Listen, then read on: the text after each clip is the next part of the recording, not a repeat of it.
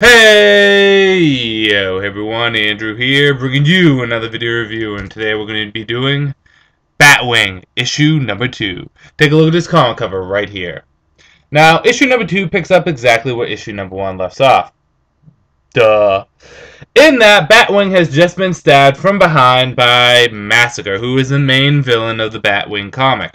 He is, however, saved by his fellow police officers and is recuperating in the Batwing Cave. I believe they call it the Sanctuary, although I could be wrong where his hideout is. 2 weeks have passed, and he finds out that the leads on this massacre has gone cold. Even Batman, who's been helping out, can't really find where Massacre has gone. However, due to a little dialogue, a little thing that Massacre said to Batwing before he was going to kill him, Batwing finds out exactly where he's going. And apparently, Massacre wants to go and kill all the previous superheroes that helped bring peace to this land. The elite group, I believe they were called the Kingdom, although I could be wrong, because my memory is always a little like a goldfish. It only lasts for so long. Anyways, he attempts to attack one of these superheroes that is retired. Question is will the superhero be able to defend himself? And if not, will Batwing be up to fighting against Massacre after being stabbed from behind? In the lung, almost hit the heart. Well, just gonna have to read and see. Let's get into the good, the bad, and whether or not you should get it. Good. Well, as I said before, the art is fantastic in this.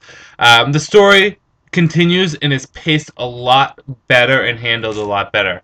Batwing, we got a lot more about this character. We got a little bit more of a feel of this character. And if I could really describe him with one character trait, it would be this kid's got heart. He may not be the smartest, he may not be the strongest, he may not be the quickest, but this kid's got heart, and it is really actually quite a redeeming quality to have in him.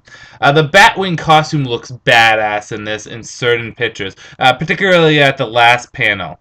Massacre is really turning out to be a pretty badass villain. Very basic, but at the same time, it works. So those were the goods. On to the bad. If I could think of any bad, it would just be the fact that Batwing doesn't really do too much other than think and recover in this. We don't get too much of him fighting, which is a little bit of a downside, but it makes up for it in the good story. Whether or not you should get it, to be absolutely honest, this issue was great. It was much better than issue number 1, and is starting to make me believe that Batwing is going to be a good series. Linkara from Atop the Fourth Wall said it best with Judd Winnick in that when he's good, boy is he good. But when he is bad, boy, he is bad. And that is the case. If you look at the 2 titles that Judd Winnick is currently working on right now, Catwoman was, yeah. Batwing? Which I find kind of funny because a lot of people wrote off Batwing as going to be a comic that wasn't going to be good at all. However, this is turning out to be a great title, and Judd Winnick is really showing that he can write this character and write this story very nicely. And the great thing is because Batwing is, for the most part, a relatively new character. I know he showed up back in the 80s, I believe. I could be wrong. He did show up way back in the day, but I don't even think he was called Batwing then. And he did show up in Batman Inc. He's still relatively a new character, and given that he's a new character with this new world and this new atmosphere, it's like a little play box. There is no rules that Judd Winnick has to follow. He can do what he wants to do. And sometimes that can work out, sometimes it doesn't. But right here, it's working out. If you're one of those people that was against Batwing or that was very skeptical of the title, I must tell you that this title is surprising me with each issue. Even though we're in issue 2, it's only been 2 issues. Issue number 1 was good. Issue number 2 was better. A solid 4 out of 5 stars if I had to give this a ranking.